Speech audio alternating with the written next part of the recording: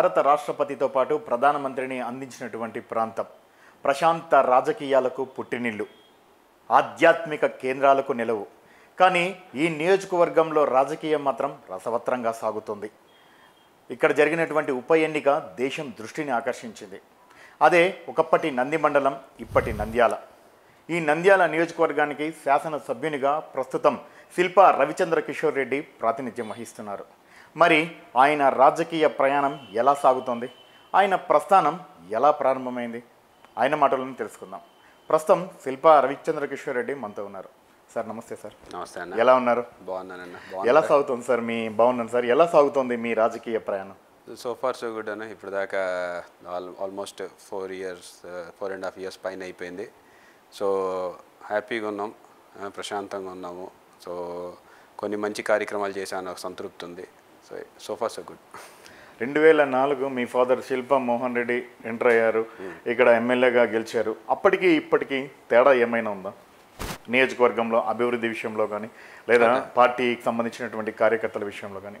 డెఫినెట్గా. ఎందుకంటే నంద్యాల 2004కి ముందు, నంద్యాల మా నాన్న వచ్చిన తర్వాత చాలా మార్పులు అనేవి స్పష్టంగా కనపడుతున్నాయి. ఎందుకంటే అప్పట్లో విపరీతమైన ఫైర్ యాక్సిడెంట్లు జరిగేవి, గుడిసెలు ఎక్కువగా ఉండేవి, ఫైర్ యాక్సిడెంట్లు అనేది ప్రతి కామన్గా ఉండేది.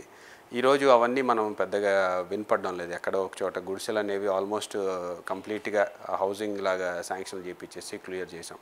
అలాగే అప్పట్లో రోడ్డు కానీ సిమెంట్ రోడ్లు అనేవి శిల్పమోహన్ రెడ్డి గారు వచ్చిన తర్వాత విపరీతంగా వేశారు. ఆ టైంలో హరిజనవాడ కావచ్చు, లేకపోతే దేవనగర్ కావచ్చు, శ్యామ్ నగర్ కావచ్చు, లేకపోతే వీసీ కాలనీలు కావచ్చు, లేకపోతే ఎన్జిఓస్ కాలనీలు కావచ్చు. ఈరోజు ఏదైతే ప్రైమ్ లొకాలిటీలని మనం అనుకుంటున్నామో అవన్నీ కూడా ఆ రోజు ఆయన హయాంలో విపరీతమైన రోడ్. తర్వాత పెద్ద మార్పు ఆ రోజుకి దానికి ముందుకి రాజకీయానికి ఆయన వచ్చిన తర్వాత అంటే ఎమ్మెల్యే అనేవాడు, ఎమ్మెల్యే అనే వ్యక్తిని కలవాలంటే అమ్మో ఎమ్మెల్యే దగ్గరికి పోతున్నామా అనే స్థాయి నుంచి మా శిల్పా అన్న దగ్గరికి మేము పోతాము, ఎప్పుడైనా పోవచ్చు అనే స్థాయికి తీసుకొచ్చినాం. అంటే ఎమ్మెల్యే అనే వ్యక్తి కూడా సాధారణమైన వ్యక్తే. మన కోసం ఒక రిప్రజెంటేటివ్ని మనం ఎన్నుకున్నాం, కానీ ఆయనకేదో కొత్త హోదా, పెద్ద హోదా ఉందనే ఫీలింగ్ లేకుండా ప్రజల్లో మనలో ఒకడు, మనకి ఒక రిప్రజెంటేటివ్ అనే ఫీలింగ్ తీసుకురాగలిగాడు. కాబట్టే మా ఇంటికి కానివ్వండి, లేకపోతే మా దగ్గరికి కానివ్వండి, అందరూ ఓపెన్గా వస్తుంటారు. సో ఇవన్నీ చాలా మార్పులు. ఈవెన్ డెవలప్మెంట్ వైజ్ చూసుకున్నా సరే గతంలో కంటే శిల్పమోహన్ రెడ్డి గారు వచ్చిన తర్వాత ఎన్నో చేసినాం. తర్వాత సేవా సమితి, ఆ సేవా సమితి ఏదో ఫస్ట్లో అయితే 2004 ముందు ఎలక్షన్ల కోసమేమో అని చెప్పేసి చాలామంది అనుకున్నారు. అప్పటికే 7-8 సంవత్సరాలు చేసినా సరే ఎలక్షన్ల కోసం. కానీ 2024 కూడా ఇంకా సేవా కార్యక్రమాలు అట్లనే కొనసాగుతున్నాయి. అంటే it was more of social service చేయాలి, నాకు తోచినంతగా, నాకు చేతనైనంతగా నేను చేయాలని ఆయన ఏదైతే సంకల్పం ఉందో దాన్నే మేము కూడా ముందుకు తీసుకెళ్తాం. ఒక రైతు సంఘం నాయకుడిగా శిల్పా మోహన్ రెడ్డి తన ప్రస్థానాన్ని ప్రారంభించి ఈరోజు మాజీ మంత్రిగా చేశాడు. సో శిల్పా రవిచంద్ర కిషోర్ రెడ్డి మరి తండ్రి బాటలో నడవడానికి కారణం ఏంటి? ఒక మంచి చదువుకున్న వ్యక్తి, ఉద్యోగం లేదా మిగతా బిజినెస్ అనేది కూడా చూసుకోకుండా రాజకీయాల వైపు నడవడానికి గల ఏమైనా కారణాలు ఉన్నాయా? అంటే యాక్చువల్గా చెప్పాలంటే 2017 వరకు, 2014 వరకు నేనంటే ఎవరికి కూడా ఇక్కడ ఈవెన్ నంద్యాలలో కూడా పెద్దగా పరిచయం లేదు. మోహన్ రెడ్డి అన్న కొడుకు అని చెప్పి అప్పుడప్పుడు కనపడతాడు, వస్తారు వెళ్తారు అని చెప్పేసి ఒకటి ఉండేది. 2017 బై ఎలక్షన్స్ తర్వాత, ఎస్పెషల్లీ బై ఎలక్షన్స్లో కొంచెం యాక్టివ్గా మా నాన్న కోసం క్యాంపెయిన్ చేయడం జరిగింది. 2017 బై ఎలక్షన్స్ తర్వాత నేను కొంచెం అంటే జగనన్న ఇచ్చిన పుష్ అనుకోవచ్చు, లేకపోతే జగనన్నతో ఉన్న క్లోజ్నెస్ కావచ్చు, జగనన్న ఏదైతే మద్దతు ఇచ్చాడో రవిని ఏదో ఒకటి అంటే ఆ రోజు ఆయనను చూసి ఇన్స్పైర్ అయ్యాం బేసిక్గా. సో ఇంకా ఆ రోజు నుంచి ఏ పార్టీ ప్రోగ్రామ్ ఉన్నా, లేకపోతే ఆ రోజు పల్లె నిద్రలు ఉన్నా, లేకపోతే వార్డు నిద్రలు ఉన్నా అవన్నీ చేసుకుంటూ తెలియకుండానే దీంట్లోకి వచ్చా. ఎందుకంటే ఈవెన్ 2019 కూడా నేను కంటెస్ట్ చేస్తా అని చెప్పేసి నేను అనుకోలేదు. అప్పటికి కూడా లాస్ట్ మినిట్ వరకు కూడా నాన్నగారి పేరే ఉండేది. 2019లో లాస్ట్ మినిట్లో నన్ను ఆయన ప్రపోజ్ చేయడం, జగనన్న కూడా ఇద్దరిలో ఎవరైనా సరే నాకు ఓకే అని చెప్పడము, ఇవన్నీ అనుకోకుండా జరిగిపోయినాయి. అనుకోకుండానే వచ్చాను. చాలామంది ఎక్స్పెక్ట్ చేయలేదు. అంటే బికాస్ మేబీ అంటే హైదరాబాద్లో చదువుకున్నవాడు నంద్యాల ఎలా మన కష్టాలు ఏం తెలుస్తాయిలే, లేకపోతే అసలు ఈ అబ్బాయి తిరగలుగుతాడా లేదా అని చాలామందికి డౌట్లు ఉండే. కానీ ఐ సర్వైవ్ 5 years అవుతుంది. కాన్స్టిట్యున్సీలో కూడా బాగా చేస్తున్నాడు అని ఒక మంచి పేరు సంపాదించుకున్నాం. ఎటువంటి రిమార్క్స్ లేకుండా ముందుకు వెళ్తూ ఉన్నాం. So I'm happy. మీ బాల్యం, మీ స్టడీస్ ఏమైనా పంచుకోగలరా? నేను అంటే బేసిక్గా మొత్తం అంతా అసలు నంద్యాలలో అంటే హైదరాబాద్లోనే చదువుకున్నాము. హైదరాబాద్లో చదువుకొని దాని తర్వాత ఎంబీఏ ఢిల్లీలో చేశాను. ఢిల్లీలో నుంచి అయిపోయిన వెంటనే బిజినెస్లోకి ఎంటర్ అయ్యాం. సో 2008లో బిజినెస్ ఎంటర్ అయ్యా. 2009లో పెళ్ళయింది. 2017 వరకు రెగ్యులర్గా బిజినెస్లోనే ఉన్నాను. ఇంకా 2017 నుంచి నాన్న మళ్ళీ బిజినెస్ సైడ్ వెళ్ళాడు, నేను రాజకీయం సైడ్ వచ్చాను. సో పెద్ద ఇంట్రెస్టింగ్గా లేకపోతే ఏం లేదు, అందరిలాగానే ఒక మిడిల్ క్లాస్ ఫ్యామిలీ ఎలా అయితే అప్బ్రింగింగ్ మేబీ బిజినెస్ వైజ్ నాన్న కొంచెం బాగా చేసినా సరే మా అప్బ్రింగింగ్ అంతా ఒక మిడిల్ క్లాస్ ఫ్యామిలీ సాధారణమైన కుటుంబం ఎలా ఉంటుందో అదే రకంగా పెంచుకున్నారు. నేను మా సిస్టర్ ఇద్దరము. సో నాకు ఇప్పుడు 2 పిల్లలు. నంద్యాలకు సంబంధించినటువంటి అంటే ప్రాంతం అంతా కూడా మీరు స్థానికేతరులు అనేటటువంటి ఒక బలమైన వాదనను లోకల్ నాయకులు వినిపిస్తున్నారు. దీంతో ఏకీభవిస్తారా మీరు? అంటే అది చాలా అసంబద్ధం ఏమో అనిపిస్తుంది. ఇప్పుడు మనకి మనమే ఏదో గిరిలు గీసేసుకుంటూ ఇప్పుడు ఆ రకంగా అయితే భారతదేశం వాడు అమెరికాకే పోకూడదు. ఎట్లా పోతాడు? అక్కడ అసలు పైకి రావడానికి వాళ్ళు ఒప్పుకోకూడదు కదా. ఈరోజు అమెరికా లాంటి దానిలో కూడా సెనేటర్లు అయ్యి ఉన్నారు భారత్ సంతతి అని చెప్పేసి చాలా గర్వంగా మనం కూడా చెప్పుకుంటున్నాం. భారత్ సంతతి గల వ్యక్తి ఫలానా ప్లేస్లోకి వెళ్ళినాడు, ఈరోజు భారత్ సంతతి గల వ్యక్తి ఈరోజు బ్రిటిష్ ప్రైమ్ మినిస్టర్ అయినాడు అని చెప్పేసి. అరే పక్క దేశాలకే వెళ్ళేటప్పుడు స్థానికేతరుడు కానప్పుడు నంద్యాలలో నేను పుట్టింది నంద్యాల పార్లమెంట్ నియోజకవర్గం. గతంలో కూడా నంద్యాల నియోజకవర్గంలో పుట్టినానంటే నంద్యాల నియోజకవర్గంలో పుట్టావా అని చెప్పేసి ఏదో సెటైరికల్ ఇది తయారు చేశారు. సో వీళ్ళకి అర్థం కాదు ఏంటంటే పార్లమెంట్ని కూడా నియోజకవర్గం అంటారు అనేది విషయం కూడా వీళ్ళకి అర్థం కావడంలా. నేను పుట్టింది పేరుసాముల్లో అనేది బనియాన్పల్లె కాన్స్టిట్యున్సీ. బనియాన్పల్లె ఆ రకంగా చూసుకుంటే నంద్యాల పార్లమెంట్ నియోజకవర్గంలోనే కదా పుట్టింది. నేను బయట కడప జిల్లా కొండసుంకేసులో మీ స్వగ్రామం. మా నాన్నగారు మా నాన్న వాళ్ళు పెరిగిందంతా కూడా మళ్ళీ పేరుసాముల. కొండసుంకేసులో ఎక్కడ ఉంటుంది, పేరుసాముల ఎక్కడ ఉంటుంది, పక్కన ఉంటుంది, పక్కనే ఉంటుంది. ఇంట్రెస్ట్ ఇవ్వకుండా కర్నూలు జిల్లా నంద్యాల వరకు ఎందుకు రావాల్సి వచ్చింది? ఏమైనా కారణం ఉందా? అంటే నాన్న రావడానికి కారణం వచ్చేసి 1994-95 సంథింగ్ లైక్ దాట్. ఇక్కడ అగ్రికల్చర్ యూనివర్సిటీ బోర్డు మెంబర్గా ఇక్కడికి వచ్చాడు. ఇక్కడ నంద్యాలకి అనే దానికి ఒక అగ్రికల్చర్ యూనివర్సిటీ బోర్డు మెంబర్గా ఆయన ఇక్కడికి వచ్చినప్పుడు నంది రైతు అంటే ఇక్కడ రైతులు కొంతమంది అక్కడ కూర్చొని ఒక దీక్ష ఏదో చేస్తూ ఉన్నారు. ఆ దీక్షకి ఆ రోజు ఆయన కూడా అక్కడే ఉన్నాడు కాబట్టి అలా వెళ్ళినప్పుడు సార్ మీరు కూడా జాయిన్ అవుతే బాగుంటుందని చెప్పేసి వాళ్ళు ఆహ్వానించడం. నేను కూడా నాకు రైతుల ఉద్యమాలు అన్నా సరే రైతులతోటి ఏదో ఒకటి ఇది ఉంది అని చెప్పేసి ఆయనకి నచ్చి వాతావరణం నచ్చేసి ఆయన దాంట్లో మెంబర్షిప్ తీసుకోవడం. దాని తర్వాత ఇంకా ప్రస్థానం అలా ఇది ఎప్పుడు రైతు ఉద్యమాలు కానివ్వండి, రైతులకు సంబంధించిన ఏ కార్యక్రమాలు కానీ వాళ్ళు మమ్మల్ని పిలవడము, నాన్నని పిలుస్తూ ఉండడము. దాని తర్వాత ఈ చుట్టుపక్కల ఆ రోజు నంది రైతు సమైక్య చాలా యాక్టివ్గా మొత్తం అన్ని నియోజకవర్గాల్లో బాగా యాక్టివ్గా ఉండదు. ఈ రోజుకి కూడా మా బనియాన్పల్లె నియోజకవర్గం కావచ్చు, లేకపోతే పాణ్యం నియోజకవర్గానికి సంబంధించిన వాళ్ళు కావచ్చు, ఎక్కడికైనా వెళ్ళినప్పుడు వాళ్ళే చెప్తుంటారు నంది రైతు సమైక్యలో మేము మెంబరము అని చెప్పేసి. సో ఆ రకంగా నంద్యాలకు వచ్చాము. వాతావరణం నచ్చింది, ప్రదేశం నచ్చింది, ప్రజలు నచ్చారు. 95-94-95లో ఇక్కడికి రావడం జరిగింది. 30 సంవత్సరాలు పైగా అయింది. 30 సంవత్సరాల తర్వాత కూడా కొత్తగా ఏదో స్థానికేతరుడు అంటే అది వాళ్ళ అవివేకం అని చెప్పేసి మనం అనుకోవాలంటే. 2004లో కూడా పెద్ద పెద్ద అక్షరాలతో ప్రతి గోడ పైన కూడా కనిపించేవి స్థానికేతరుడు వద్దు, స్థానికులు ముద్దు అనేది. కరెక్ట్గా మళ్ళీ 20 సంవత్సరాల తర్వాత అదే స్లోగన్ మళ్ళీ అంటే మీ ఫాదర్ టైంలో అదే, మీ టైంలో అదే. ఎట్లా అంటే మీకు ఏమైనా అనిపిస్తుంటుందా? అంటే నేను అసలు అంటే చాలా సిల్లీగా అనిపిస్తుంది. ఇప్పుడు అదే చెప్తా ఉన్నాను కదా, 2004లో ఆ పెద్ద పెద్ద స్లోగన్లు రాసినప్పుడు 50,000 మెజార్టీతో గెలిపించినారు. మళ్ళీ ఈరోజు ఇంకోటి చాలా మంది అర్థం చేసుకోవాల్సింది ఏంటంటే నంద్యాల లాంటి టౌన్లో 80% ఆఫ్ ద పాపులేషన్ బయట నుంచి వచ్చిన వాళ్ళే. అంటే ఇక్కడ స్థానికుడు అనేది అసలు స్థానికేతరుడు అనేది అసలు మనకి మనం గిరిలు గీసుకుంటున్నాం.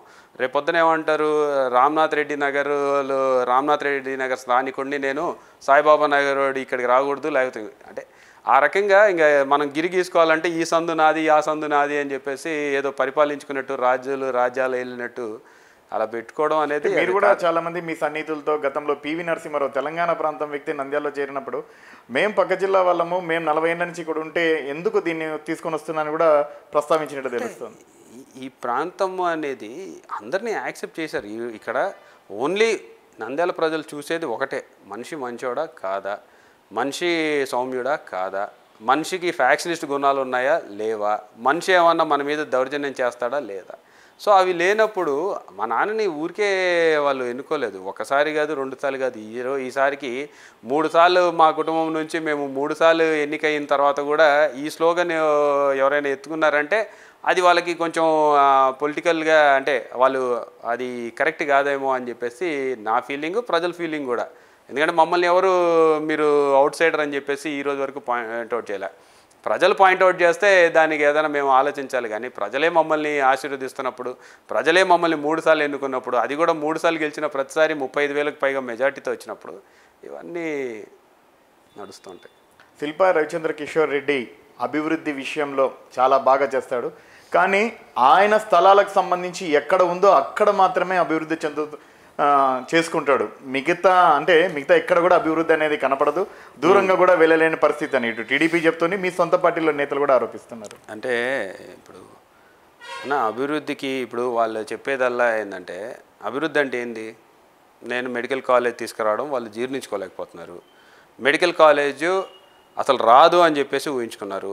నేను ఫస్ట్ పట్టుబట్టి దాన్ని సాధించుకొని ఈరోజు తెచ్చుకున్నాం జగనన్న పుణ్యమా అని చెప్పేసి. అది మనకి ల్యాండ్ లేదు, నంద్యాల నియోజకవర్గంలో గవర్నమెంట్ ల్యాండ్ అనేది లేదు. సో గవర్నమెంట్ ల్యాండ్ లేనప్పుడు ఎక్కడో ఒక చోట మేము గవర్నమెంట్ ల్యాండ్ 50 ఎకరాల స్థలం కేటాయిస్తేనే మాకు మెడికల్ కాలేజ్ వస్తుంది.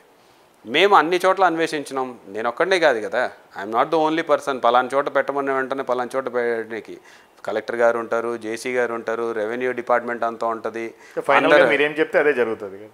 ఏదైనా సరే సజెషన్స్ ఇస్తారు, ఫలానా చోట ల్యాండ్ చూపించమని చెప్పేసి మేము అందరిని అడిగాం కదా. ఎవరైతే దీన్ని అందరూ విమర్శిస్తున్నారో వీళ్ళందరినీ కూడా అడిగాం, ఫలానా చోట గవర్నమెంట్ ల్యాండ్ ఎక్కడ ఉందో చూపించండి అంటే ఎవరైనా చూపించగలిగారు? నంద్యాల జెడ్పీటీసీ గోకుల్ కృష్ణారెడ్డి గారు వాళ్ళ ఊరికి వెళ్ళేటటువంటి ప్రాంతంలో చాలా కూడా పొలాలు ఉన్నాయి, అక్కడ డెవలప్మెంట్ అవుతుంది, ఆ ఏరియాలో కూడా పెట్టుకోవచ్చు. తర్వాత కర్నూలుకు వెళ్ళేటటువంటి ప్రాంతంలో పెట్టుకోవచ్చు, ఇలా నంద్యాలకు ఆర్లగడ్డకు వెళ్ళేటటువంటి ప్రాంతంలో పెట్టుకోవచ్చు. కానీ కేవలం ఆయన స్థలాలు ఉన్న ప్రాంతంలో కాలేజ్ అనేది ఇప్పుడు కోయిలకుంట్ల వెళ్ళే దారిలో కూడా పెట్టుకోవచ్చు, ఆలగడ్డకి వెళ్ళే దారిలో పలానా. నేను అనేది గవర్నమెంట్ ల్యాండ్ ఎక్కడ ఉంది అని అడుగుతున్నా. నా దగ్గర ఇక్కడ 70 ఎకరాలు 100 ఎకరాలు గవర్నమెంట్ ల్యాండ్ ఉంది. మెడికల్ హాస్పిటల్ ఎక్కడ ఉండాలన్న? ఊర్లో ఉండాలి, అందుబాటులో ఉండాలి, ఊర్లో ఉండాలి, అంతే కదా. Hospital Shantiram medical college or hospital కట్టిన రోజు Shantiram medical college hospital develop కావడానికి చాలా టైం పట్టింది. ఆ రోజుకి అది ఊరవుతల, ఈ రోజుకి కూడా ఊరవుతలే అని చెప్పేసి కొంతమంది మాట్లాడుతుంటారు. మరి శాంతిరామ్ మెడికల్ కాలేజే ఊరవుతలు అన్నప్పుడు మనం తీసుకెళ్ళి ఎక్కడో అడవిలో కట్టేసి మాకు హాస్పిటల్ ఇది చేయాలి అది చేయాలి, ఆ ప్రాంతం అంతా కూడా డెవలప్ అవుతుంది కదా కాస్త నిదానంగా. కానీ గ్యాప్ ఉంటుంది కదా. హాస్పిటల్ అనేది ఇప్పుడు ఎమర్జెన్సీ వచ్చింది, నేను ఒక చోటికి ఏదో యాక్సిడెంట్ అయింది, తక్కువ అని చెప్పేసి గవర్నమెంట్ హాస్పిటల్కి వెళ్ళాలనుకుంటాడు. ఎక్కడికి వెళ్ళాలి? రేపు పొద్దున్న మెడికల్ కాలేజ్ వచ్చినప్పుడు హాస్పిటల్ కాలేజ్ అనుసంధానంగానే ఉండాలి. ప్రజెంట్గా నా హాస్పిటల్ ఇక్కడ ఉంది, నూనెపల్లిలో ఉంది. నేను కాలేజ్ పెడితే దానికి విసినిటీలో పెట్టాలి. నేను ఎక్కడో తీసుకెళ్ళేసి పాణ్యంలోనో లేకపోతే నేను ఎక్కడో తీసుకెళ్ళేసి ఇంకొక చోట పెట్టేసి హాస్పిటల్ ఇక్కడ రన్ చేస్తాను, కాలేజ్ ఏమో అక్కడ పెట్టుకోండి అంటే it is not possible. 50 acres at one given point. నేను కూడా మధ్యలో ముఖ్యమంత్రి గారితో మాట్లాడేటప్పుడు 20 ఎకరాల్లో సర్దుకుందాంలే అన్న అని చెప్పేసి కూడా చెప్పడం జరిగింది. కానీ దూరపు ఆలోచన చేయాలి, విజన్ అనేది ఉండాలి. రేపొద్దున నంద్యాల ఒక పెద్ద జిల్లా అవుతుంది, జిల్లా హెడ్ క్వార్టర్ అవుతుంది. హెడ్ క్వార్టర్ అయినప్పుడు దానికి కావాల్సినంత ప్లేస్ లేకపోతే మల్టీ స్పెషాలిటీ హాస్పిటల్ ఎక్కడి నుంచి తీసుకొస్తావు, లేకపోతే రేపు పొద్దున ఇంకా స్పెషాలిటీస్ పెంచాలనుకున్నప్పుడు ఎక్కడి నుంచి తీసుకొస్తారు? ల్యాండ్ కావాలంటే ల్యాండ్ దొరకదు కదా. ఒకేసారి ఇప్పుడు 50 acres రేపొద్దున నేను హార్ట్ స్పెషాలిటీయో కార్డియాక్ స్పెషాలిటీయో లేకపోతే క్యాన్సర్ స్పెషాలిటీయో లేకపోతే ఇంకోటి తెచ్చుకోవాలంటే పుష్కలంగా ల్యాండ్ ఉంది. నా కాలేజ్ డెవలప్ అవుతుంది, నా ఊరు డెవలప్ అవుతుంది, నా జిల్లా డెవలప్ అవుతుంది. దానికి ఆ పలానా ప్లేస్ మేము చూసింది గవర్నమెంట్ ల్యాండా కాదా? మేమేమైనా ₹1 పెట్టి కొన్నామా? ప్రైవేట్ భూములు అయితే కొనాల్సి వచ్చేది, కొనకుండా మా దగ్గర ఉన్న దాంట్లో గవర్నమెంట్ ల్యాండ్, అది గవర్నమెంట్ ఇన్స్టిట్యూట్లో తీసుకోకూడదు, నా దగ్గరే తీసుకోవాలంటే అక్కడ పెట్టామనుకో ఇంకొకరు మా ఊర్లో పెట్టకుండా అక్కడ తీసుకెళ్ళి పెట్టామంటారు. సో దానికి ఇంకా ఎవరు కూడా ఎక్స్ప్లెయిన్ చేయడానికి అనేది పెద్దగా ఏం లేదు. ఎంతసేపు ఉన్నా సరే నా ఆస్తులే అంటారు. ఎదురుగా ఫరూక్ గారి భూమి ఉంది అంటే నేను ఫరూక్ గారి ల్యాండ్ వాల్యూ పెంచమనికి నేను పెట్టానంటారా? అంటే మీ ఇద్దరు మాట్లాడుకొని పెట్టారా? అంటే అదే అన్న సిల్లీ. ఇప్పుడు ఇంకా సిల్లీనెస్. రేపొద్దున అన్న నువ్వు రోడ్ అడుగుతావు, నీ ఇంటి ముందు రోడ్ వేస్తా, నీ ఇంటి ముందు అందరూ వైసీపీ వాళ్ళే ఉంటారా, టీడీపీ వాళ్ళు ఉండరా, లేదా జనసేన వాళ్ళు ఉండరా? అంటే మేము అందరం మాట్లాడుకొని అందరం కలిసి చేసుకున్నాం అంటే దీనికి ఇంకా అంటే బురద చల్లాలనుకున్నప్పుడు బురద చల్లుతూనే ఉంటాడు. అంటే మేము 24 సంవత్సరాల తర్వాత మెడికల్ కాలేజ్ వస్తుందని చెప్పి 20 సంవత్సరాల ముందు మేము భూములు కొన్నాం అక్కడికి వెళ్ళి. ఇవన్నీ ఏంటంటే ఇంకా ఏదై మాట్లాడాలన్నా సరే మాట్లాడుతూ ఉంటారు. మెడికల్ కాలేజ్ అనేది ఈ నంద్యాలకి వరమా కాదా, తీసుకొచ్చింది డెవలప్మెంట్కి మంచిదా కాదా? నాకు ఇంకొక చోట ల్యాండ్ చూపిమని ఇంతమందిని అడిగాను కదా, ఎందుకు చూపించలేకపోయినారు? ఈవెన్ భీమవరంలో చెప్తున్నది, భీమవరంలో గవర్నమెంట్ ల్యాండ్ ఓపెన్గా ఉందా, లేకపోతే సీలింగ్ పొలాలా, ఆల్రెడీ వేరే వాళ్ళకి ఇచ్చినట్టువా, లేకపోతే ఖాళీగా ప్రభుత్వ భూమి ఉందా కనుక్కోండి. మీడియా మిత్రులందరినీ కూడా కోరుతున్నా, నంద్యాలలో 50 ఎకరాల ఫలానా భూమి ఉంది గవర్నమెంట్ అని చెప్పి చూపిమనండి. నేను ఈరోజు కూడా ఛాలెంజ్ విసురుతున్నా కదా. ఖాళీ స్థలం కనిపిస్తే శిల్పా రవిచంద్ర కిషోర్ రెడ్డి కబ్జా చేసేస్తాడు. మాజీ మంత్రి అఖిలప్రియ ప్రధానమైనటువంటి ఆరోపణ గతంలో 2-3 సార్లు చేసింది. అంటే ఇప్పుడు వాళ్ళకున్న అలవాట్లు పక్కనోడి మీద దోయాలని చెప్పేసి ఆలోచన చేస్తుంటారేమో. మేము రైట్ రాయల్గా హ్యాపీగా సంపాదించుకుంటాం. మేము నంద్యాలలో ఈరోజు వరకు నేనైతే వ్యాపారం కూడా ఇంకా ఏం చేయలే. సో మాకున్న పాత భూములేవో ఉన్నాయి, ఇక్కడ ఇల్లు ఉంది, నేను కబ్జా చేయాల్సిన అవసరం నాకేముంది? నేను హ్యాపీగా వ్యాపారమే చేసుకుంటున్నాను. నేను హైదరాబాద్లో సంపాదించుకోగలుగుతా. కబ్జాలు చేయాల్సినంత స్థాయికి నేను దిగజారను కూడా. దిగజారిన రోజు నేను రాజకీయాలు వదిలేసుకుంటే హ్యాపీగా వ్యాపారం చేసుకోగలుగుతా. నాకేమి ఇదేం తిండి పెట్టడం లేదు కదా. నేను రాజకీయాల్లో సంపాదించుకోనికి రాలేదు, తిండి తినడం కోసం రాలేదు. రాజకీయాల్లో సర్వీస్ చేయడానికి వచ్చా. సో నేను రాజకీయాలని వ్యాపారం లాగానో లేకపోతే దాన్ని సంపాదించుకునే మార్గం లాగానో చూడడంలే. నేను దీంట్లో వచ్చిన తర్వాత పోగొట్టుకున్నాననే చెప్తాను కానీ ₹1 కూడా సంపాదించుకోలేదు దీంట్లో. బొగ్గులై నిర్వాసితులకు సంబంధించి సరైనటువంటి సౌకర్యాలతో సదుపాయాలతో ఎటువంటి ఇండ్లు చూపించకుండా ఇమ్మీడియట్గా వాళ్ళ నిర్వాసితులు చేసే దాంతో శిల్పా రవిచంద్ర కిషోర్ రెడ్డి ముందరున్నారని చెప్పేసి టీడీపీ నేతలు కానివ్వండి లేదా నిర్వాసితులు కూడా డైరెక్ట్గా చెప్తున్నారు. దీనికి ఏం చెప్తారు? అది కూడా వాస్తవం అన్న. ఇప్పుడు నేను ప్లాట్లు ఇచ్చినాను, 230 మందికో 240 మందికో అందరికీ ప్లాట్లు ఇప్పించినాము. అక్కడ మౌలిక వసతులు లేవు, మేము మౌలిక వసతులు లేకపోతే ఎలా ఇల్లు నిర్మించుకుంటాం అన్న వెంటనే ఇంకా హౌసింగ్ శాంక్షన్ కాలే. ఎందుకంటే కోర్టు కేసుల ద్వారా లేట్ అయ్యేసరికి హౌసింగ్ శాంక్షన్కి ఇప్పుడు పెట్టాం. అది శాంక్షన్ అవుతే దాని తర్వాత హౌసింగ్కి వాళ్ళకి పర్మిషన్ వస్తుంది. కానీ మేము కట్టుకుంటామని చెప్పిన వాళ్ళకి అందరికీ ఇబ్బంది లేకూడదు అని చెప్పేసి water facility, drainage facility, road ఫెసిలిటీలు 10-15 రోజుల్లో చేసేసి అక్కడ చూపించాం. దాని తర్వాత ఇంకొక 200 కుటుంబాలు ఏవైతే ఉన్నాయో వాళ్ళందరికీ టిట్కో అపార్ట్మెంట్స్ ఉన్నాయి. అపార్ట్మెంట్లు తయారు కాకపోతే మేము ఎక్కడికి వెళ్ళి ఉండాలి అని చెప్పేసి వాళ్ళు మా దృష్టికి తెచ్చిన వెంటనే కరెక్టే వాళ్ళు చెప్పేది కూడా. ఎవరు కూడా ఇబ్బంది పడకూడదు, ఇల్లు లేదు నాకు, ఇల్లు లేని చోట నేను పోకూడదు అనే మాట రాకూడదు అనే ఉద్దేశంతో అపార్ట్మెంట్లన్నీ కూడా తయారు చేసాం. వాళ్ళకన్నీ రెడీ చేసినాం. రెడీ చేసిన తర్వాత అపార్ట్మెంట్లు కూడా చూపించడం జరిగింది. సో ఎక్కడా ఒకరిని అన్యాయంగా రోడ్డు మీద పరిస్థితి ఈ ప్రభుత్వంలో ఉండదు అనేది మేము నమ్మే సిద్ధాంతం కూడా. పేదవాడిని రోడ్డు మీద పడేయకూడదు. పేదవాడు ఇప్పుడు డబ్బున్న వాళ్ళు ఎక్కడికైనా వెళ్ళేసి ఇంకొక చోట బతకగలుగుతారు కానీ పేదవాళ్ళని అకారణంగా రోడ్డు మీద పడేయకూడదు అనే ఆలోచన చేస్తున్నాం. మేము 2020లో తీసుకొచ్చాం ఆ రోడ్డు. 2019-2020లో శాంక్షన్ అయింది రోడ్డు.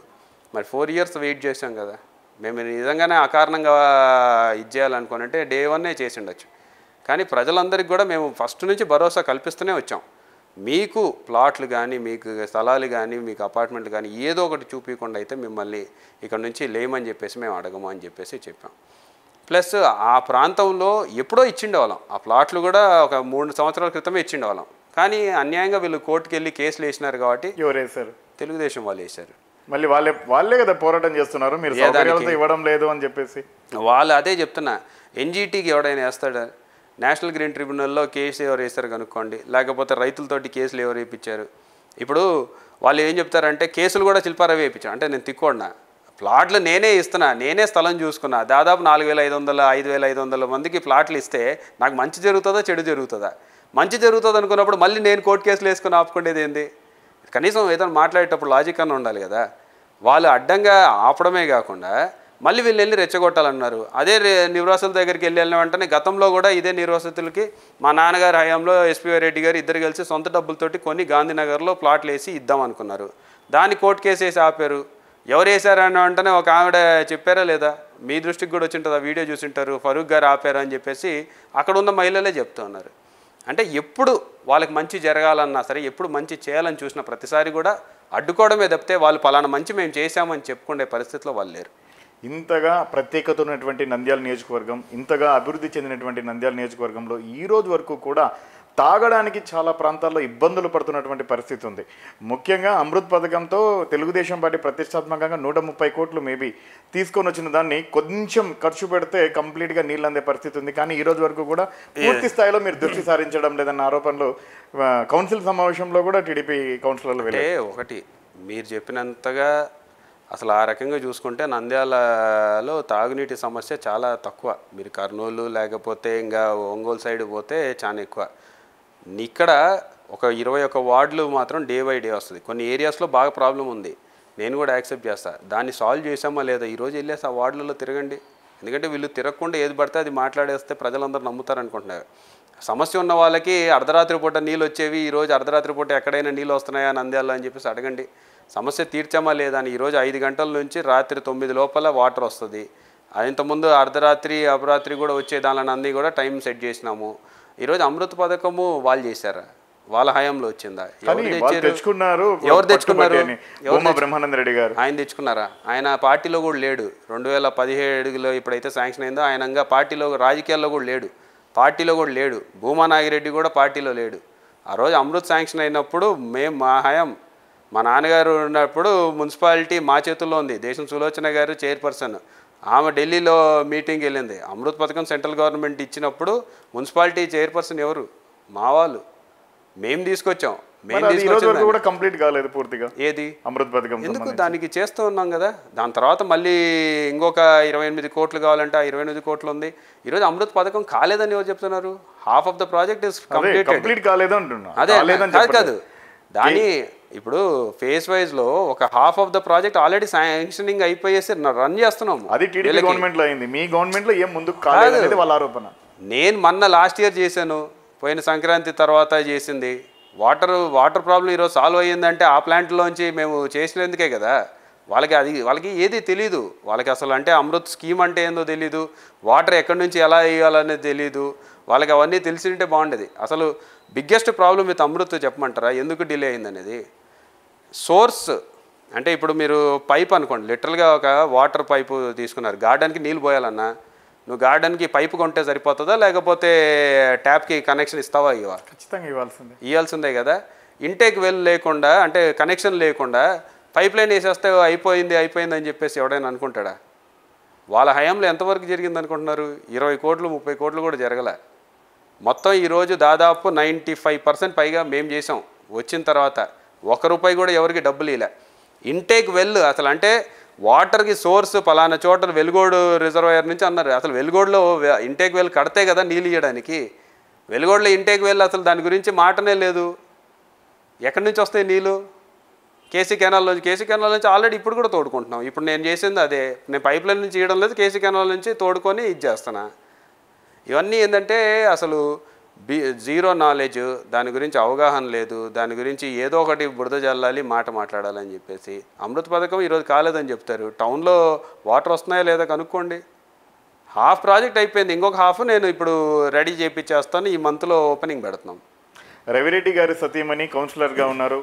ఆమె మున్సిపల్ కౌన్సిల్ సమావేశాల్లో కానీ లేదా రాజకీయాల్లో కానీ మితిమీరిన జోక్యం చేసుకుంటున్నారనేటువంటి ఒక వార్త ప్రచారం అవుతుంది. దానివల్లే చాలామంది నాయకులు కానీ కార్యకర్తలు కానీ ఇబ్బందులు ఎదుర్కొంటున్నారనేటువంటి ప్రచారం ఉంది. ఏకీభవిస్తారు? ఇది కూడా అంటే ఆమె వచ్చేది నెలలో ఒక 2 రోజులు 3 రోజులు ఉంటుంది. ఇంకా మితిమీరిన జోక్యం యాడ్ నుంచి చేసుకుంటుంది. ఉన్నది 2-3 డేస్. నాకు 2 పిల్లలు ఉన్నారు. మా పిల్లల ఎడ్యుకేషన్, మా పిల్లల భవిష్యత్తు మాకు more important than anything else. So ఒకరం రాజకీయాలకి ఉన్నప్పుడు ఫ్యామిలీలో ఒకరమే ఉండాలని డిసైడ్ అయిన కుటుంబం మాది. లేకపోతే నేను చేసిండొచ్చు, మా నాన్న చేసిండొచ్చు, అందరం రాజకీయాల్లోనే ఉండిండొచ్చు.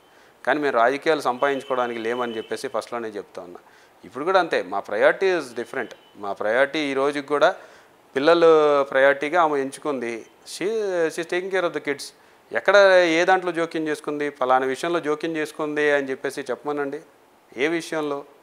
ఊరికే ఏదో వాళ్ళు తెలుగుదేశం వాళ్ళు ఏదో మాట్లాడడము, దాన్ని కూడా ప్రచారం చేసుకోవాలంటే వాళ్ళ అవివేకం అది. ఇప్పుడు నేను కావాలంటే 2 నిమిషాలు పడుతుంది మాట్లాడడానికి, వాళ్ళ ఇంట్లో ఆడవాళ్ళు వచ్చేసి ఇది చేస్తున్నారని. ఎందుకు లాగడం? ఎవరిని లాగడం లేదు కదా. మీరు ఇటు సొంత పార్టీ నేతలపై ఎక్కువగా అంటే స్వేచ్ఛ ఇవ్వడం లేదు, వాళ్ళ మీద ఎక్కువగా పెత్తనం చేస్తున్నారు. సో దానివల్ల వాళ్ళు పార్టీని వీడేటటువంటి పరిస్థితి ఉంది, వాళ్ళ ఆత్మాభిమానం దెబ్బతినేటటువంటి పరిస్థితి ఉందని చెప్తున్నారు. ఉదాహరణకు జెడ్పీటీసీ గోకుల్ కృష్ణారెడ్డి కానివ్వండి, లేదా రాజగోపాల్ రెడ్డి గారు కానివ్వండి, వీళ్ళందరూ కూడా మీ పార్టీకి సంబంధించిన వ్యక్తులే పూర్తిగా మిమ్మల్ని వ్యతిరేకిస్తున్నటువంటి పరిస్థితి ఉంది. మరి అంటే ఇప్పుడు ఎందుకు వ్యతిరేకిస్తున్నారో మీరు వాళ్ళని అడిగి తెలుసుకోవాలి. నాకు తెలిసినంత వరకు అయితే ఈ కుటుంబంలో, మా కుటుంబంలో అందరం ఫ్యామిలీ మెంబర్స్గానే ఉంటాం. మా దగ్గర ఉన్న వాళ్ళు ఆఖరికి అంటే మాతో ట్రావెల్ చేసిన వాళ్ళు 2004 ముందు నుంచి ఉన్న వాళ్ళు కూడా ఈ రోజుకి ట్రావెల్ చేస్తూనే ఉన్నారు.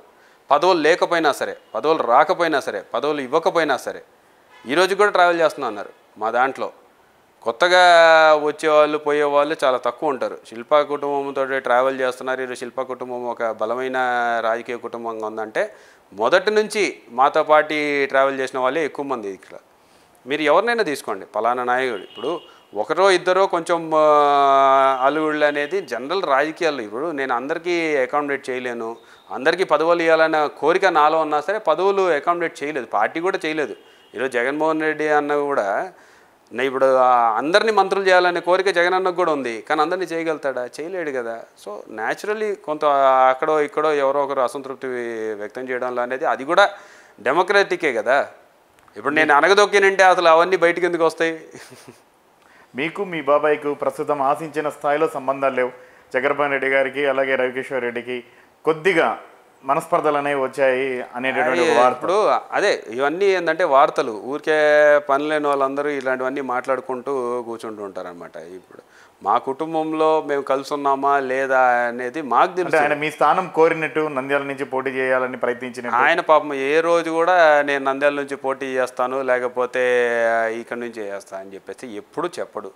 ఇంకా వాస్తవానికి వచ్చేది అంటేనే అందరికంటే ఎక్కువ నన్నే ఇష్టపడతాడు ఆయన. సో ఇవన్నీ ఏంటంటే ఊరికే బయట మాట్లాడుకోవడానికి, టీ కొట్ల కాడ కాఫీ తాగుకుంటూ మాట్లాడుకోవడానికి బాగుంటాయేమో, కానీ ఈరోజు మేము ఎంత క్లోజో, మా కజిన్స్ ఎంత క్లోజో, మేము అందరం కలిసి ఎక్కడెక్కడ తిరుగుతుంటాం అనేది మాకు తెలుసు. సో దాన్ని కూడా ఇంకా వాళ్ళ కుటుంబంలో ఏం జరుగుతున్నాయి ఏమి అని చెప్పేసి అందరికి చెప్పుకోవాల్సిన అవసరం లేదు కదా. సో అనుకుంటుంటారు, రకరకాలుగా ఊహించుకుంటుంటారు. సో వాళ్ళ ఊహలకే అది ఇంకా పరిమితం చేస్తే బెటర్. 2017 బై ఎన్నికల్లో శిల్పా మోహన్ రెడ్డి నేను ఓడిపోతే నెక్స్ట్ ఎలక్షన్లలో పోటీ చేయను, ఈసారి నుంచి రాజకీయ సన్యాసం తీసుకుంటాను, సో అన్నందుకైనా 2019 శిల్పా రవిరెడ్డి తెరపైకి వచ్చింది. 2000 ఇప్పుడు దానికి ఇప్పుడు 2017లో అది గెలుపు అని చెప్పేసి భ్రమపడే వాళ్ళందరూ కూడా ఈరోజు వాళ్ళ పరిస్థితి ఏందనేది మనం చూస్తూ ఉన్నాం. సో 2019కి అదే అగైన్ కమింగ్ బ్యాక్, మాకు రాజకీయాల్లోనే ఉండాలి, మేము దీంట్లో ఉంటేనే బతుకెళ్తాం లేకపోతే బతకలేమనే పరిస్థితుల్లో మేము లేము.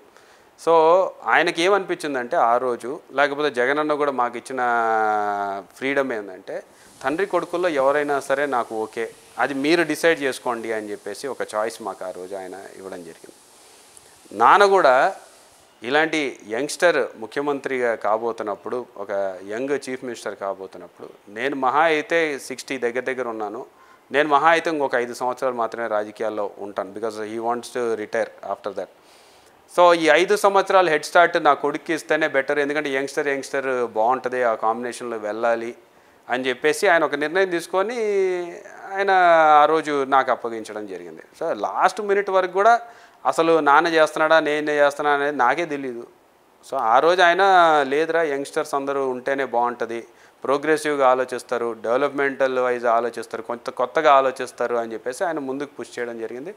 సో ఆయన వెనకలో ఉండి నాకు ఈరోజు బిజినెస్కి కావచ్చు, ఎందుకంటే ఫైనాన్షియల్గా మేము ఈరోజు సస్టైన్ కావాలన్నా సరే ఇవన్నీ మాకు సేవా కార్యక్రమాలు ఉండాలంటే ఎవరో ఒకరు వ్యాపారం చూసుకోవాలి, ఆ వ్యాపారం ఈరోజు ఆయన చూసుకుంటున్నాడు. సో దట్ 2024 వచ్చే సాధారణ ఎన్నికల్లో శిల్పా రవిరెడ్డికి టికెట్ లేదు, శిల్పా మోహన్ రెడ్డే పోటీ చేస్తాడని ఒక ప్రచారం ఉంది. దానికి కారణం టీడీపీ ఫరూక్ అవకాశం ఇచ్చింది, అవతల సీనియర్ ఉన్నారు, యువతలు కూడా సీనియర్ ఉంటే బాగుంటుందని అధినేత ఆలోచిస్తున్నట్లుగా కూడా ప్రచారం. అదే మీరే అంటున్నారు కదా ప్రచారం అని చెప్పేసి, ఇప్పుడు దానికి ఎవరేం చెప్పగలుగుతాం? అది మీరు క్లారిటీ ఇవ్వాలి, అది ప్రచారమా వాస్తవం అని మీరే చూస్తారు అడుగుతున్నాం. నాకు తెలిసినంత వరకు అయితే ఇప్పుడు ప్రచారం దానికి ఇప్పుడు రోజుకి ఒక రూమర్ వస్తుంది. ఫస్ట్ టికెట్ లేదన్నారు, లేకపోతే తర్వాత ఇప్పుడు తండ్రి అడిగిన చూస్తారు కదా ఉంటుందా ఉండదా అని చెప్పేసి. ఈరోజు ఆ పరిస్థితుల్లో మేము లేము. సో ముఖ్యమంత్రి గారు ఆశీర్వాదంతో ఆయన ఏదైతే ఆయన ఆశయం ఉందో ఆయన ఆశయానికి అనుగుణంగానే మేము నడుచుకుంటున్నాం కాబట్టి ఆయన ఆశీర్వాదం మా మీద ఉంది. సో 2004 తర్వాత శిల్పా మోహన్ రెడ్డి వచ్చిన తర్వాత ఎమ్మెల్యేగా అభివృద్ధి చేశారు. ముఖ్యంగా డ్రైన్స్ కానీ లేదా సిమెంట్ రోడ్స్ కానీ ఇవన్నీ కూడా అప్పటికి కొట్టాలు ఇవన్నీ కూడా తీసేశారు. చాలా వరకు డెవలప్మెంట్ యాక్టివిటీస్ చేశారన్నారు. కానీ 2019 తర్వాత రవి వచ్చిన తర్వాత ఏం చేశారు? సో ఇప్పుడు మెడికల్ కాలేజ్ డెవలప్మెంట్ కాదా, లేకపోతే ఈరోజు గవర్నమెంట్ హాస్పిటల్ వెళ్ళి చూసారండి ఈ మధ్య ఎప్పుడైనా? నంద్యాల గవర్నమెంట్ హాస్పిటల్ విజిట్ చేశారా? 2019 బిఫోర్ 2019 ఆఫ్టర్ 2019 ఒకసారి పిక్చర్స్ కూడా మీరు చూడండి. నంద్యాల గవర్నమెంట్ హాస్పిటల్ ఎలా రూపురేఖలు మార్చామని చెప్పేసి. లేకపోతే అర్బన్ హెల్త్ సెంటర్లు ఇప్పటిదాకా నంద్యాల నియోజకవర్గం ఏర్పడిన తర్వాత 2 అర్బన్ హెల్త్ సెంటర్లు నంద్యాలకు ఉంటే, చిన్న ఆసుపత్రితో కలిపితే 3 ఉంటే, ఈ 5 సంవత్సరాలలో 5 అర్బన్ హెల్త్ సెంటర్లు కట్టాం. ఇవే కాకుండా మళ్ళీ దాని తర్వాత 5 కొత్త పార్కులు తయారు చేసాం. ఎందుకంటే ఒక అట్మాస్ఫియర్గా మనం టౌన్ పోయినంతకాలం టౌన్ అనకుండా మనం కూడా డెవలప్ అయ్యాము అని చెప్పుకోవడానికి. దాని తర్వాత జిల్లా చిరకాల వాంఛ నంద్యాల ఆత్మగౌరవానికి సంబంధించింది జిల్లా ఎవరి హయాంలో అయింది, అది కూడా మేమే తీసుకొచ్చాం. ఈరోజు కలెక్టర్ బంగ్లాలు కావచ్చు, లేకపోతే మన హౌసింగ్ పట్టాలు 3500 మందికి ఈ మధ్య 5500 మందికి ఇవ్వాలి, వీళ్ళు పుణ్యమా అని చెప్పేసి కోర్టు కేసులు వేసేసి దాన్ని ఆపారు. మొత్తం అంతా కలిపి 6000 మందికి ఈరోజు ఇల్లులు కట్టించాం, 6000 మందికి ప్లాట్లు ఇచ్చినాం. దాని తర్వాత అపార్ట్మెంట్లు రూపాయికి ఇవ్వడం జరిగింది. దాని తర్వాత రోడ్లు డ్రైన్లు ఒక్కొక్కరుగా అసలు అంటే మీరు ఓల్డ్ టౌన్కి వెళ్ళేసి ఒకసారి అడిగి చూడండి, నడిగడ్డ రోడ్డు కావచ్చు, లేకపోతే 1 టౌన్లో పోలీస్ స్టేషన్ పక్కన ఉన్న రోడ్డు కావచ్చు, లేకపోతే సందుల్లో ఈరోజు శిల్పాలు రోడ్లు వేసినాడా లేదా అనేది మీరు సందుల్లో తిరిగితే కూడా ప్రతి వార్డులో కూడా మేము చేసినటువంటి అభివృద్ధి కళ్ళ కట్టినట్టుగా ఈరోజు కనపడుతూ ఉంటుంది. సో ఏపీ మోడల్ స్కూల్ని తయారు చేస్తున్నాం. మొన్ననే హాస్టల్ బిల్డింగ్ ఓపెన్ చేసినాం, కొత్త స్కూల్ బిల్డింగ్ కూడా ఓపెన్ చేస్తాం. దాని తర్వాత ₹1 ప్రజాధనం లేకుండా గవర్నమెంట్ జూనియర్ కాలేజ్ కట్టించిన మహిళా జూనియర్ కళాశాల. ఒకసారి అక్కడ చదువుకున్న పాత స్టూడెంట్స్ ఎవరైనా ఉంటే ఒకసారి పిలిపించుకొని మీరు కావాలంటే ఇంటర్వ్యూలో కూడా అడగండి. వాళ్ళు కూర్చున్నప్పుడు వాళ్ళ పరిస్థితి ఏంటి, ఆ కాలేజీలో అసలు చదువుకోవడానికి వసతులు ఉన్నాయా లేదా అని చెప్పేసి. కనీసం ఆడపిల్లలు బాత్రూమ్కి పోవాలంటే తలుపులు కూడా లేనటువంటి పరిస్థితి. ₹1 ప్రభుత్వ ధనం తీసుకోకుండా ₹3 కోట్ల వేరే వాళ్ళతోటి మాట్లాడేసి వాళ్ళతోటి చేపించగలిగాం. ఇది డెవలప్మెంట్ కిందకి రాదా? సో తర్వాత ఐటీఐ కాలేజ్ తీసుకొచ్చా, ఐటీఐ కాలేజ్ డెవలప్మెంట్ కిందకి రాదా? మెడికల్ కాలేజ్ తీసుకొచ్చా, ఐటీఐ కాలేజ్ తీసుకొచ్చా, జూనియర్ కళాశాలలు నిర్మించాం, పాఠశాలల రూపురేఖలు నాడు నేడుతో మారుస్తున్నాం, ఇంటర్ కాలేజీని తీసుకొచ్చాం. డిగ్రీ కళాశాలలో నా ఫ్రెండ్స్ని అడిగేసి సిఎస్ఆర్ యాక్టివిటీ తోటి టాయిలెట్లను నిర్మించాం, ఆక్సిజన్ ప్లాంట్లు సిఎస్ఆర్ తోటి నిర్మించాం. డిగ్రీ కళాశాలలో ఒక ఆడిటోరియం కూడా ఎంపీ గారి సహకారంతో అక్కడ నిర్మించాం. సో ఇంకా అంటే ఎంప్లాయ్మెంట్ రాదు కదా, ఎంప్లాయ్మెంట్ వచ్చే విధంగా డెవలప్మెంట్ అనేది ఫస్ట్ అసలు బేసిక్గా ఇప్పుడు చదువు లేకపోతే మనం అసలు బేసిక్ స్కిల్స్ లేకపోతే మనకి ఎంప్లాయ్మెంట్ ఎక్కడి నుంచి వస్తుంది? ఫస్ట్ స్కిల్స్ అయితే మెరుగుపరచాలి. ఐటీఐ దేనికి? మన స్కిల్స్ డెవలప్ చేసుకోవడానికే ఐటీఐ. లేకపోతే గవర్నమెంట్ జూనియర్ కనీసం తలుపులు లేని కాలేజీలో ఆడపిల్లలు స్కూళ్ళు మానేసే పరిస్థితి, కాలేజీలు మానేసే పరిస్థితి నుంచి ఈరోజు కాలేజీలో నిర్మించినాము. ఒక్కొక్క ప్రభుత్వానికి ఒక్కొక్క ప్రయారిటీ ఉంటుంది. ఈరోజు హెల్త్లో మారిందా మారలేదా? ఈరోజు మేము యాలూరులో కూడా 30 బెడెడ్ హాస్పిటల్ ఇప్పుడు నిర్మాణంలో ఉంది. లేకపోతే ప్రతి ఊర్లో ఈరోజు హెల్త్ సెంటర్లు నిర్మించినాము, గ్రామ సచివాలయాలు కనపడుతున్నాయి, రైతు భరోసా కేంద్రాలు కనపడుతున్నాయి. నిన్న రైతుల కోసము స్టోరేజ్ ఫెసిలిటీస్ 5,70,00,000తోటి 9 చోట్ల దాదాపు 8,500 మెట్రిక్ టన్స్ కెపాసిటీ గోడౌన్స్ నిర్మించాము 5,70,00,000తోటి. కనీసం ఎక్కడైనా ఎల్లో మీడియాలో వచ్చిందా వార్త? 5,70,00,000తో రైతుల కోసం చేస్తే కూడా చూపారు. అంటే ఇవన్నీ డెవలప్మెంట్ కింద కాకపోతే దేని కిందకి వస్తాయి? ఇంతగా డెవలప్ అయినటువంటి నంద్యాలలో దశాబ్దాల క్రితం వేసినటువంటి రహదారులే తప్ప ఈ రోజు వరకు కూడా విస్తరించినటువంటి పరిస్థితి లేదు. ముఖ్యంగా 2017 బై ఎలక్షన్లలో మాత్రం కేవలం శ్రీనివాస్ సెంటర్ నుంచి ఆ రోడ్డు మాత్రమే ఆ రోజు విస్తరించారు. మిగతా ఎక్కడ వేసిన గొంగలే. ఇప్పుడు చేస్తున్నాం కదా, చేస్తుంటే అడ్డుపడుతున్నారు కదా. అంటే వాళ్ళు చేస్తేనేమో డెవలప్మెంట్, మేము చేస్తేనేమో ప్రజల్ని ఇబ్బంది పెడుతున్నాము, బొగ్గులైన వాళ్ళని రోడ్ల మీద పడేస్తున్నాం అని మాట్లాడతారు. అది డెవలప్మెంటే కదా. అంటే మరి మేము చేసినప్పటికీ వచ్చేసరికి అన్యాయం చేస్తున్నారంటారు. వీళ్ళు ఎవరికైనా కాంపెన్సేషన్ అని ఇచ్చారా?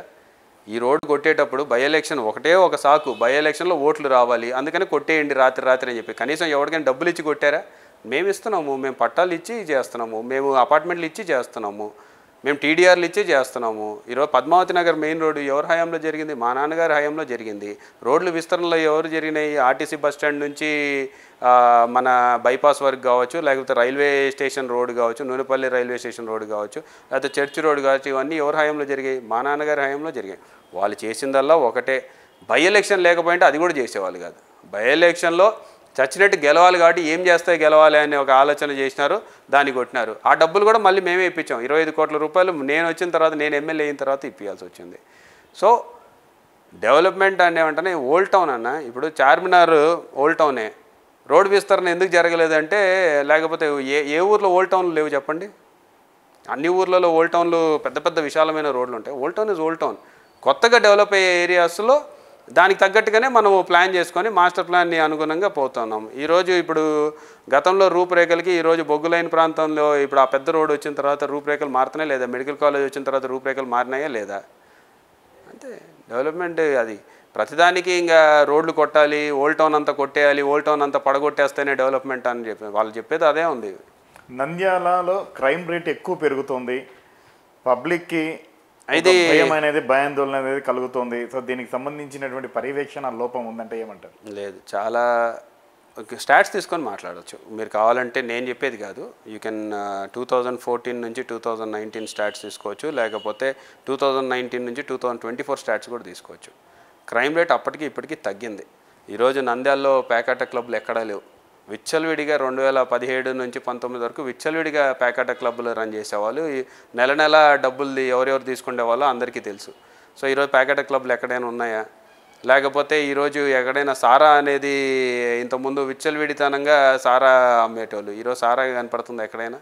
ఈరోజు అర్జునవాడ మామూలుగా అయితే ఇంతకుముందు అంతా అక్కడ సారా కాసేవాళ్ళు అనేవాళ్ళు. ఈరోజు ఎవరు కూడా చేయడం లేదు. ఆ వ్యాపారం నుంచి బయటికి వచ్చినారు, వేరే వృత్తుల్లోకి వెళ్తూ ఉన్నారు. వాళ్ళకి ఆ వృత్తి మానేసి వేరే వృత్తుల్లోకి తీసుకెళ్లాలని చెప్పేసి ఆర్డిటి సంస్థతో మాట్లాడి ఇల్లులు కట్టిస్తున్నాం మేము.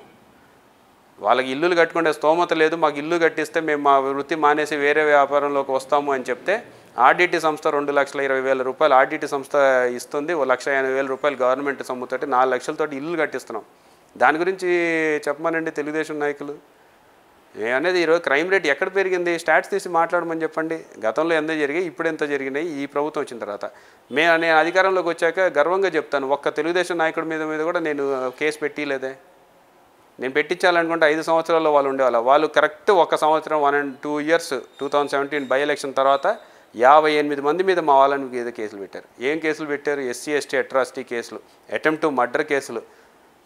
కనీసం కౌన్సిలర్ నా వార్డులో ఓపెనింగ్ జరుగుతుంది, నన్ను పిలవలేదని చెప్పి అంటే ఆయన మీద అన్యాయమైన కేసు పెట్టేసి ఆలగడ్డ సబ్ జైలుకి పంపించినారు. మా మేనమామల్ని సబ్ జైలుకి పంపించినారు. దాని తర్వాత మా నాయకులందరినీ సబ్ జైలుకి పంపించారు, నా కుటుంబ సభ్యుల్ని సబ్ జైలుకి పంపించినారు. నేను ఒక్కరి మీద పెట్టానా? ఎక్కడైనా ప్రతీకార రాజకీయం ఎక్కడైనా చేశామా? ఈరోజు గర్వంగా చెప్తున్నాము, మా ప్రభుత్వం వీఆర్ ఫర్ ద పీపుల్. మేము ప్రతిపక్షాలని అణగదొక్కాలనో లేకపోతే ప్రతిపక్షం గొంతు నొక్కడానికి ఈ ప్రభుత్వం పనిచేయడం లేదు. ఈ ప్రభుత్వం కేవలం ప్రజల కోసం పనిచేస్తుంది. నంద్యాలలో అక్షరాలు అదే చేసి చూపిస్తుంది. చివరిగా చెప్పండి, మీ పేర్లు చెప్తూ మీ బంధువులు ఇసుక మాఫియా, ఇసుక దోపిడీ, ఎర్రమట్టి మాఫియా, ఎర్రమట్టి దోపిడీ చేస్తున్నారని చెప్పేసి, అది యాడుందో నువ్వన్నా చూపిస్తే. ఈ ఇసుకే యాడ దొరుకుతుంది చెప్పండి? నంద్యాలలో ఇసుక ఉందా? లోకేష్ చెప్పినట్టు ఉంటుంది, కర్ణాటకకి తరలిస్తున్నాడు. అదే స్వామి, ఇసుకే లేకపోతే కర్ణాటకకి తరలిచ్చేది ఏంది? ఇసుకే ఏడుంది చెప్పండి. నేనే అదే అడుగుతున్నా. నంద్యాలలో ఇసుక దొరుకుతుందా? నంద్యాలలో ఇసుక దొరికేటట్టయితే నేను నెల్లూరు నుంచి లేకపోతే కడప నుంచి ఎందుకు ఇసుక తెప్పించుకుంటాం? అంతే కదా. ఇల్లు కట్టుకోవాలంటే ఇప్పుడు నువ్వే ఇల్లు కట్టుకోనా? నంద్యాలలో ఇల్లు కట్టుకో. నువ్వు నంద్యాల ఇసుక ఉంది, నంద్యాల ఇసుక తీసుకొని నేను ఇల్లు కట్టుకుంటాను చెప్పు. నంద్యాలలో ఈ ఇల్లు కట్టుకోవాలంటే ఇసుక ఎక్కడి నుంచి వస్తుంది? ప్రకాశం జిల్లా నుంచి కానీ లేకపోతే కడప జిల్లా నుంచి వస్తుంది. అక్కడ నుంచి మేము ఇసుక రోజు లారీల ద్వారా తెచ్చుకొని ఇక్కడ పెట్టుకుంటుంటే మమ్మల్ని ఇసుక తీసుకొని అమ్ముకున్నాడు. ఎర్రమట్టి ఏడుంది చెప్పండి నంద్యాలలో? ఎర్రమట్టి కావాలంటే మేము శ్రీశైలం నియోజకవర్గానికో పాణ్యం నియోజకవర్గానికో పోవాలి. అది కూడా కలెక్టర్ గారు పర్మిషన్ ఇస్తే ఆ చెరువులోంచి తీయచ్చు. గతంలో అయితే విచ్చలవిడిగా కొట్టుకున్నారులేండి. దానికి అక్కడే కూర్చొని బండ్లు పెట్టుకొని లెక్కలు కూడా రాసుకున్నవి కూడా ఉన్నాయి చరిత్ర. కానీ ఈరోజు మాత్రం దానికి ఖచ్చితంగా పర్మిషన్ ఉంటేనే తెచ్చుకునే పరిస్థితి. ఈవెన్ ఇటుక బట్టీలు ఉన్నాయి, ఇటుక బట్టీల వాళ్ళకి కావాలన్నా సరే బయట నుంచి రావాల్సిందే, నంద్యాలలో లేదు.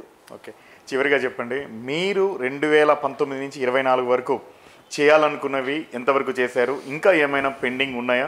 వాటిని ఒకవేళ రేపు 24 వస్తే చేయాలనుకునేవి? డెఫినెట్గా చేయాలనుకున్న దానికి 100% నువ్వు చేసేసావా, అంతా అద్భుతంగా తయారు చేసావా అంటే ఐ వుడ్ నాట్ లై. ఇంకా చాలా చేయాల్సినవి చాలా ఉన్నాయి.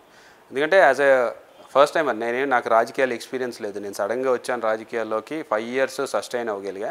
5 ఇయర్స్లో ఫస్ట్ 2 ఇయర్స్ అంతా కూడా కరోనాలో కష్టకాలంలోనే గడిచిపోయింది. ఆ కరోనా కష్టకాలంలో కూడా ఎలా తిరిగాము, ఎలా చేసాము అనేది ప్రజలందరూ కూడా చూశారు. మాకు యాక్చువల్గా ఈరోజు ఒక 2 సంవత్సరాలు మా చేతుల్లోంచి వెళ్ళిపోయినట్టే. మేము కరెక్ట్గా ఈ ప్రభుత్వం పరిపాలించిందంటే 3 సంవత్సరాలనే చెప్పుకుంటాం. ఈ ప్రభుత్వం 5 ఇయర్స్ టర్మ్ చేయలేదు, 3 ఇయర్ టర్మే చేసాము. మిగతా 2 ఇయర్స్ అంతా కూడా కరోనా కష్టకాలంలోనే పోయింది. డబ్బంతా కూడా కరోనా కోసమే ఖర్చు పెట్టాల్సి వచ్చింది. ఈవెన్ డెవలప్మెంట్కి సంబంధించినవన్నీ కూడా బ్యాక్ సీట్కి వెళ్ళిపోవడానికి ప్రధాన కారణం అదే. సో 3 ఇయర్స్లో బాగా చేసావా చేయలేదా, సాటిస్ఫైడా అంటే ఒక రకంగా సాటిస్ఫైడ్. ఇంకా చేయగలుగుతాను అనేది ఉంది. ఇంకా కొత్త ఐడియాస్ ఉన్నాయి. ఇంకా దానిని ఇంప్లిమెంట్ చేయాలంటే దానికి కావాల్సినటువంటి బడ్జెట్ అవన్నీ కూడా ఇప్పుడు రాజకీయాలు అంటే ఏందో అవగాహన వచ్చింది. సో సిస్టమ్ ఎలా రన్ అవుతుంది అనేది పూర్తి అవగాహన వచ్చింది. సో గతంలో కంటే మేము చేయాలనుకున్న దాంట్లో నేను మార్కులు ఇచ్చుకోవాలనుకున్నా సరే ఐ విల్ సే మంచి ఒక 70-75%తో నేను పాస్ అయ్యానని చెప్పుకుంటా. 100% రీచ్ అయ్యే కెపాసిటీ కూడా ఉంది. ఆ ఫుల్ కెపాసిటీ ఇంకా నేను ఈసారి వచ్చే దాంట్లో చూపించాలనుకుంటున్నాను. ఎందుకంటే ఇప్పుడు నాకు ఎక్స్పీరియన్స్ ఉంది.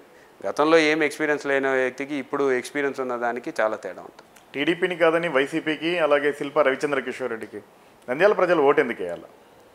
ఎందుకంటే ఈ యొక్క నంద్యాల నియోజకవర్గం ప్రశాంతంగా ఉండాలన్నా సరే, డెవలప్మెంట్ కావాలనుకున్నా సరే, ఈ రోజు వరకు ఒకటే గమనించాలి. ఏ రోజు అన్యాయంగా ఎవరి ఆస్తులు కాల్ చేయలే, లేకపోతే ఫ్యాక్షన్ని ప్రోత్సహించలే, ఎవరిని కూడా అన్యాయంగా కేసుల్లో ఇరికిచ్చి కానీ లేకపోతే ప్రతీకార రాజకీయాలకి తావు లేకుండా చేసాం. డెవలప్మెంట్ సెంట్రిక్గా ప్రతి ఒక్క వార్డుని కూడా డెవలప్ చేసుకుంటూ ముందుకు వెళ్తున్నాం. లేకపోతే ఎక్కడైనా సరే ఓన్లీ మనం డెవలప్మెంట్ ఫోకస్గానే ఉన్నాం. కానీ ప్రతీకార రాజకీయాలంటే ఒక అర్థం ఉండేదాన్ని మార్చినాం. సో దీనికోసం ఈరోజు శిల్పా రవిరెడ్డి వచ్చిన తర్వాత డెవలప్మెంట్ జరిగిందా లేదా అంటే ఒక మెడికల్ కాలేజ్ చూస్తే నూనెపల్లి నుంచి వస్తుంటే మెడికల్ కాలేజ్ కనపడుతుంది. ఈ పక్కన నుంచి కర్నూలు నుంచి వస్తుంటే ఒక జగనన్న కాలనీ కనపడుతుంది. కొత్తపల్లి నుంచి వస్తుంటే ఒక అమృత్ స్కీమ్ కనపడుతుంది, ఒక మంచి పార్క్ కనపడుతుంది. సో ఏ పక్కన చూసినా సరే డెవలప్మెంట్కి ఆనవాళ్ళు ఈరోజు తయారు చేయగలిగాను. సో ఇంకొక 5 ఇయర్స్ కూడా నంద్యాల ప్రశాంతంగా ఉంచడమే కాకుండా కొత్త ఐడియాస్ తోటి గతంలో ఎవరు చేయనటువంటి విధంగా ఈరోజు వరకు గర్వంగా చెప్పుకుంటాను, ₹1 ప్రజాధనం లేకుండా ఈరోజు పీవీ నగర్లో దాదాపు 60 ఇల్లులు కట్టిస్తున్నాము. లేకపోతే అంటే ప్రభుత్వ సహాయంతో, ఆర్డీటీ సహాయంతో. గవర్నమెంట్ జూనియర్ కళాశాల ప్రభుత్వం కోసం వెయిట్ చేయలేదు. ఆ రోజు ఆర్డీటీని సహకారం అడిగినాను, వాళ్ళు సపోర్ట్ చేసినారు కాబట్టి ఒక కాలేజ్ కట్టించినాం. ఈరోజు కాలేజీలు హెల్త్ ఎడ్యుకేషన్లో మేము ప్రైమరీ ఫోకస్ పెట్టాం. ఈరోజు ఆ 2 దానిలలో మారిందా మారలేదా, గవర్నెన్స్ మారిందా మారలేదా, ప్రజలకి ఈరోజు అన్ని సదుపాయాలు ఇంటికాడ బాగుందా బాగాలేదా అనేది ఒకసారి బేరీ చేసుకుంటే తప్పకుండా వైఎస్ఆర్సీపీకి ఎందుకు వేయాలనేది ప్రజలకే తెలుసు. కుటుంబంతో సహా రైల్వే ప్రమాదం అంటే ఆత్మహత్య చేసుకున్న అబ్దుల్ సలాం విషయంలో మీ ప్రభుత్వం నిర్లక్ష్యం వహించడంతోనే ఆయన ఆత్మహత్య చేసుకున్నారని చెప్పి రీసెంట్గా కూడా ఆయన ఫిరోజ్ ఎన్ఎండి ఫిరోజ్ కూడా ఆరోపించారు. ఏకీభవిస్తారా? సో అదే ఇప్పుడు అబ్దుల్ సలాం విషయం మాట్లాడినారు కాబట్టి చాలా దురదృష్టకరమైన సంఘటన. ఒక కుటుంబంలో ఎవరికి కూడా జరగకూడదని చెప్పేసి ప్రతి ఒక్కరం కోరుకునే సంఘటన. ఆ వ్యక్తి చనిపోయిన తర్వాత ఎంత దుర్మార్గం అంటే నేనే చేశాను, నా ఒత్తిడి ఉందని చెప్పేసి ఎక్కడో నేను కూడా వీడియో చేశాను. నేను 2 క్వశ్చన్లు అడగదలుచుకున్నాను. సంఘటన జరిగిన తర్వాత అరెస్ట్ అయినారు. ఫస్ట్ టైం హిస్టరీలో పోలీసులను అరెస్ట్ చేసి జైలుకి పంపించిన నంద్యాలలో జరిగింది. ముఖ్యమంత్రి గారు కూడా చాలా సీరియస్గా తీసుకున్నారు. వాళ్ళకి బెయిల్ అప్లికేషన్ ఎవరు వేశారు? వాళ్ళ తరపున ఎవరు వాదించారు? ఈరోజు general secretary, Telugu Desam party general secretary అయినటువంటి రామచంద్రరావు గారు ఎవరు మనిషి? చంద్రబాబు నాయుడు గారికి సన్నిహితం, ఫరూక్ గారికి సన్నిహితం, భూమా బ్రహ్మానంద రెడ్డి గారికి అందరికీ సన్నిహితమైన వ్యక్తి. ఆయన వాదించారు. నువ్వేమో ఇక్కడ కూర్చొని స్టేజ్లు ఎక్కేసి అబ్దుల్ సలాంకి న్యాయం చేయాలని చెప్పేసి ఎవరైతే అబ్దుల్ సలాంకి చావుకి కారణం అని చెప్పేసి పోలీసులను చెప్తున్నారో వాళ్ళకి నువ్వెందుకు వాదించావు? నీకు నిజంగా చిత్తశుద్ధి ఉంటే వాదించకూడదు కదా. లేకపోతే నీ పార్టీ ఎట్లా వాదిస్తుంది? నువ్వెందుకు ఆపలేకపోయినారు? మీరెందుకు ఆపలేకపోయినారు? దీనికి సమాధానం చెప్పాలి కదా. లేదా సరే అక్కడికి వదిలేసేయండి. నువ్వు ఏం చేసావు ఆ కుటుంబానికి? ఆ కుటుంబం చనిపోయిన తర్వాత ఏం చేసినారు, తెలుగుదేశం పార్టీ వాళ్ళు ఏం చేసినారు, పలాంది మేము చేశాము, మేము మా పలానా పార్టీ మా అండగా నిలిచాము ఆ కుటుంబానికి అని చెప్పండి. ఎన్నిక చంద్రబాబు నాయుడు వస్తే అబ్దుల్ సలాం గుర్తుకొస్తాడు, లోకేష్ వస్తే అబ్దుల్ సలాం గుర్తుకొస్తాడు, ఎలక్షన్లు వస్తే అబ్దుల్ సలాం గుర్తుకొస్తాడు. కానీ ఆ కుటుంబానికి ఏం చేసావో చెప్పండి. మేం చెప్తాం 30 లక్షల రూపాయలు ఆ కుటుంబానికి ఇవ్వడమే కాకుండా ఒక జాబ్ ఇచ్చాము, ఒక ట్రాన్స్ఫర్ జరిగింది. దాని తర్వాత ఆ తల్లికి అండగా నిలిచినాము, భయపడకుండా ఆమెకి ధైర్యం చెప్పినాము, ప్రతిసారి ఆ తల్లి దగ్గర ఉన్నాము. మళ్ళీ పైపెచ్చిగా ఆ తల్లిని మీరు విమర్శిస్తారు. ఆ డబ్బులంతా ఆమె తీసుకుంది. ఏం తీసుకుంది? అబ్దుల్ సలాం చేసిన అప్పుల్ని తీర్చింది. అబ్దుల్ సలాం చేసిన అప్పుల్ని తీర్చిన తర్వాత మిగతా డబ్బు ఏం చేసిందో తెలుసా వాళ్ళకి? మసీదుకి ఇచ్చింది. నిజంగా నీకు చిత్తశుద్ధి ఉంటే నువ్వు కదా చేసి ఉండాలి. ఏం చేసినావు? మీ పార్టీ తరపున ఏం చేశారో చెప్పమనండి. ఎవరైనా సరే తెలుగుదేశం నాయకులు మేము పలాంది చేసాం అబ్దుల్ సలాం కుటుంబంగా అని చెప్పమనండి. మేమున్నాం, డే 1 నుంచి ఉన్నాం, పరామర్శించిన రోజు నుంచి మేమే ఉన్నాం.